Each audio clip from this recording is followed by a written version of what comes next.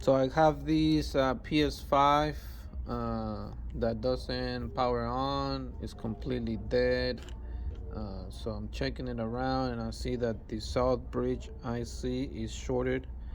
So I'm going to replace this IC chip right here, called south bridge.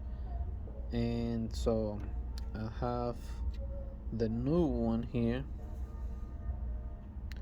So I have this new one.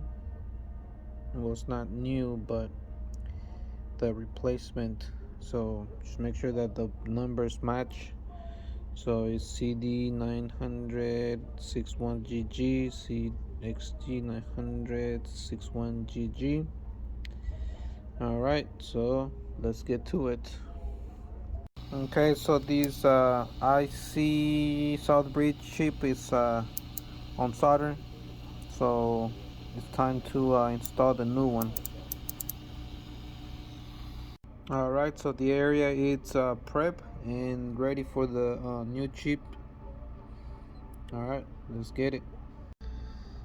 So ps5, new south bridge. This is the old one right here, and this is the new one already. So let's give it a test. All right, testing. We have blue light now. It powers on. Before it was completely dead, it wouldn't do anything. So let's just wait and hope for the best.